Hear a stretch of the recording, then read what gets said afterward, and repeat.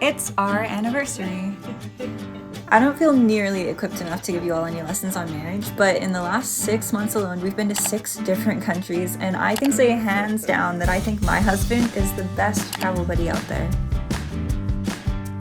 So, while I take you guys along for the worst travel experience of my entire life, I thought we could chat for a bit about what makes a good travel buddy, and just how worth it is to wait on the Lord for one.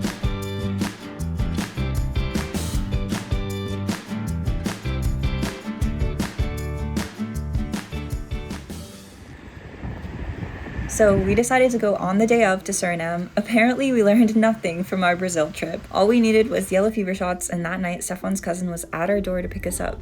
We drove for about 8 hours to the border of Guyana, where the river separates it from Suriname, and from there you have to take a ferry across into the new country.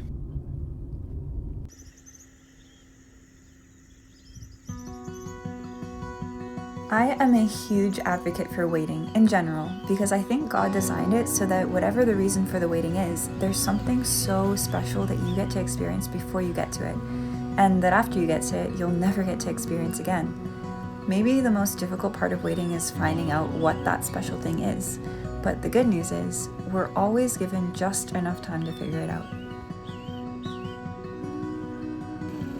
Apparently there is only one ferry, and when we got to it around 4 a.m., it was too late. The line to board was stretched back at least a mile, so we waited in that line, brace yourself, until 6 p.m. 14 hours on the side of the road, either in a hot sweaty car or in the blazing hot sun, if we wanted to get out and stretch our legs.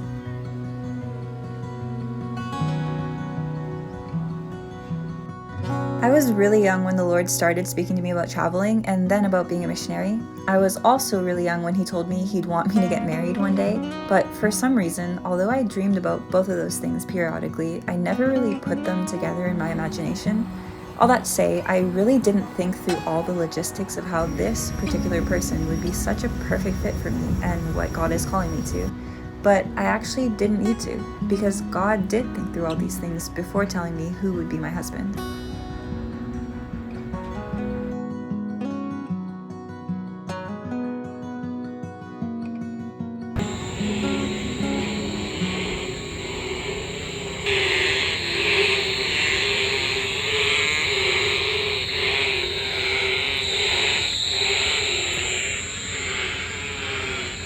We got to our little Airbnb after 3 a.m., which meant that one day of our 3-day weekend was now history. After a time like that, only one question really matters. Was it worth the wait? The answer is yes. It was extremely unpleasant to live through, but so worth getting to experience Stefan in it, to make the most of the moments and wait through it together, so that we now have this shared experience that everywhere else we go, we'll be able to draw back on and remember as an experience that's connected us, that's given us more of each other. I want you to know that God is thinking about the details and the specifics of who you're going to be with so much more than you are. He cares so much more than you do. You can't out-care Him, and you can't outthink Him. And that brings me to the first thing I want to tell you about my husband. You guys probably know him to be the clown of all clowns in the best way, but he's really logistically minded. So whether we've planned out a whole trip or we decide to go the day of, we have everything we need. When it's time to leave, he's already asked himself all the necessary questions, double-checked all the important documents, and is sure we're gonna have a great time. Now, with that being said, he is equally low maintenance, so having everything we need can sometimes look very different than the average person's packing list, but we have what we need, and if we realize we don't have it when the plane is taking off or the boat is setting sail, then we just realize we didn't actually need it.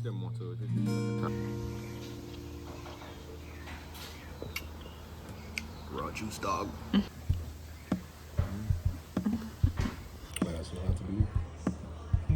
By the way, when I say travel buddy, I'm not only talking about a husband or wife. I'm talking about whoever the Lord has asked you to walk step in step with.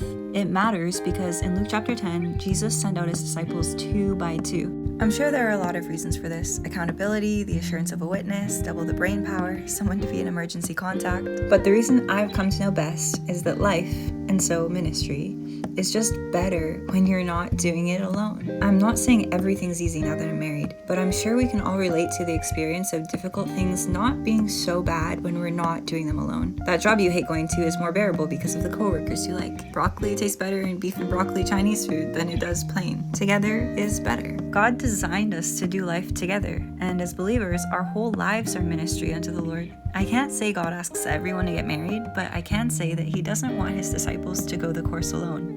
So have hope, because what I'm saying is applicable whether you anticipate a spouse or a close friend or business partner or prayer partner. My husband just happens to be all of the above, and I'm so grateful for him.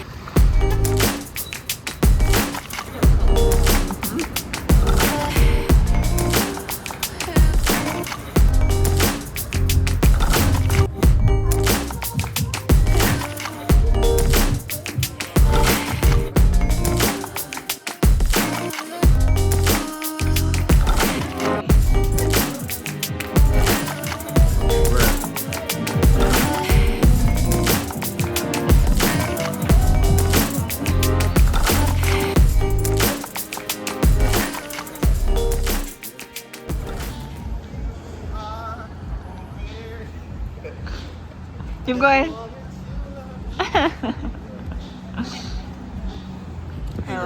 I love you.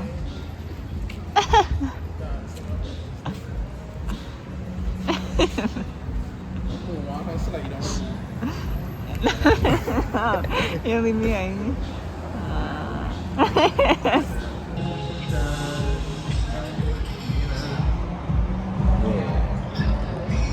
I get a feeling that I never knew I had before. Oh no, I get a good feeling. Can you like some ketchup? Yeah, that's what I was gonna ask. Ketchup and mayo? Yeah, pepper too. Spicy and tangy. Berries are free. I don't know. I think sometimes it's easy to think of waiting as this tedious endeavor where we just sit and twiddle our thumbs until we can finally get on with things. But think of what it's like to be in a car on your way to a vacation spot, or in an airplane on your way to paradise. When you're a kid, those kinds of trips feel like they take forever and you're never gonna arrive. I don't know if it's just me, but the older I get, the more thankful I become for the longer time I have in transit, because I can get so much done while I'm waiting. Right? I tell you, I don't know what that is. Stop, right? Listen to this, right? What exactly you went looking for on your map? I don't know. I asked you where are we going. Water can. I literally told you Water can. I don't know where I'm going. What were you looking for on your map? Nothing. I tell you, this is where the water is, and that's where I go in. And I keep asking you, do I go this way or do I turn back? So you pull up a map to look at nothing. No, I looking at the water. I driving as close to the coast as I could. Wow, Stefan, you need help. Yes, and that's what I'm asking for. With more time on the journey, I can pray and journal and read my Bible and let the Lord uncover deep things in my heart. As we mature in God, I think His hope is that we are able to see the value in waiting because of how much time and space it gives us with Him, where we're not distracted or busy or overwhelmed. Sitting on an airplane while it's taking you to your destination isn't doing nothing. You're literally darting through the air at 10,000 miles per hour. You just aren't the one moving yourself forward. So whatever kind of waiting you're in, focus on what's right in front of you. Wait well by fully immersing yourself in what God has given you of Himself here and now. Whether that's the view out the window or the refreshments or a nap. The plane will land, the car will park, the boat will get across the river. Your waiting will end and you'll end up right in the spot you were waiting for, fully prepared to enter into it because instead of just sitting around mindlessly, you waited well.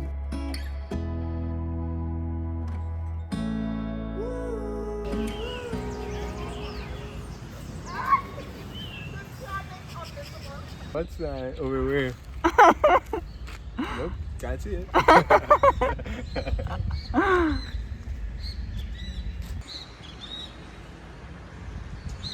So it was Easter weekend, and to be honest, all I wanted out of this trip was to go to church. But I knew that the group we were with was not in agreement on that. I wasn't sure what to do. But on our Friday night excursion, Stefan just so happened to be the one behind the driver's wheel, and he made it happen for me. And that is so significant because a good travel buddy does their best to be aware of what's on their companion's heart and to make space for both people's desires. And Stefan does this so well.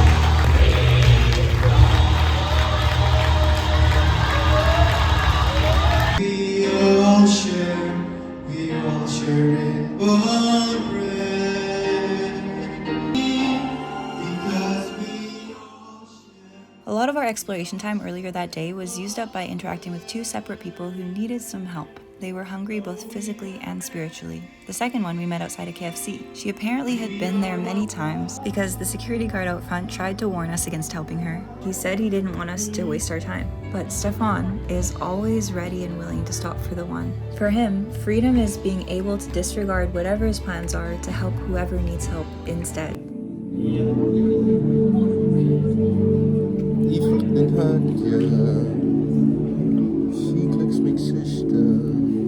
Das ist.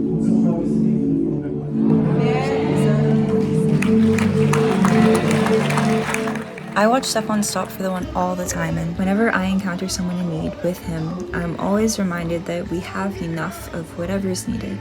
Enough time, enough money, enough mental energy, enough compassion. If it's to give away, we have enough of it.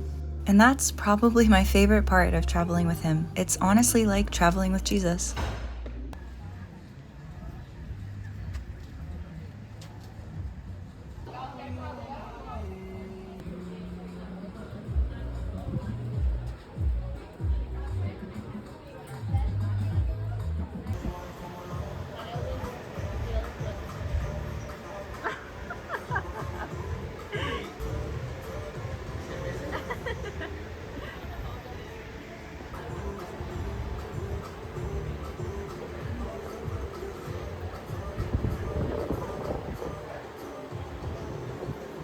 A couple more things about my travel buddy. Stefan is the funnest person I know and the funniest, probably because he's so carefree. He's also really open-minded, so when we experience something crazy in a new culture, his posture reminds me to be curious instead of judgmental. All these are characteristics that make traveling with him not only easy, but meaningful and enjoyable. Thank you, Father.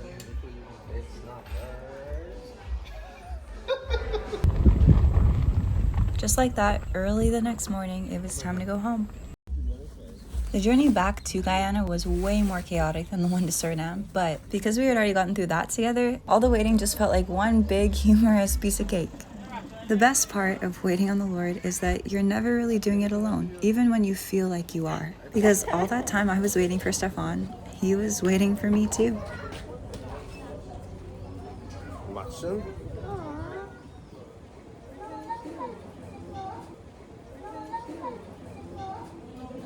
Even the background. Oh yeah.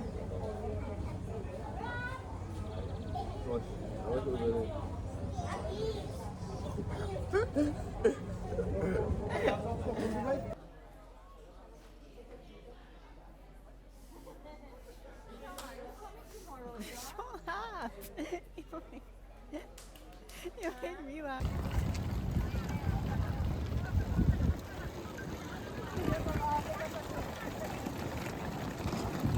Something I used to do alone with the Lord every time I took a flight somewhere was receive his blood and body over the new land I was going to, and plead the blood of Jesus over the land. Before Stefan and I were even dating, the Lord planted him in a church where they valued the sacrament so deeply and would partake in it every Sunday. And there, his love and appreciation for the blood and body was fostered. Now, we take communion over every country we're entering, together. But this time was a bit different. We took communion as we were crossing the waters from Suriname into Guyana, and we prayed for God to instill peace between these two nations.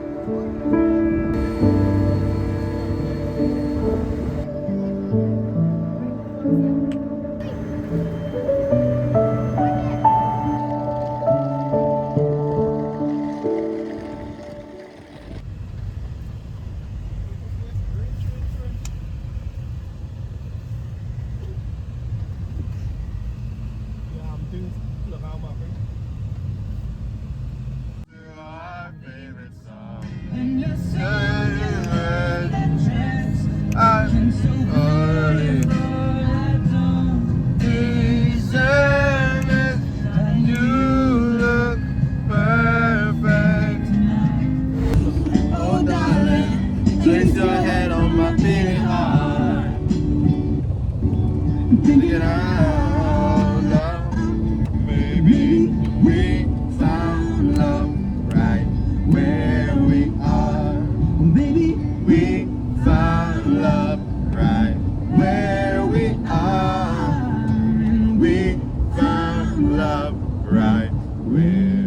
It's one thing for me to tell you what the special thing is in between you knowing what you're waiting for and you living into it. It's another thing for you to discover it and know it yourself. So all I'll say is that God is so much more excited to give you what you're waiting for than you even are to receive it. So he's on the edge of his seat, waiting with you. Like I said at the beginning, we're only a year in, so I won't speak to how to do marriage well yet, but in this marriage, I'm 1 year into living in a promise that God stirred in me and confirmed to me and walked with me through for 10 years. So I do feel very equipped to tell you that everything you want and exactly what you need, the most fun, lovable, carefree, responsible, perfect companion for you, is on the other side of a journey that we all get to have with the Lord, a journey of waiting on him, with him. Best friends will never feel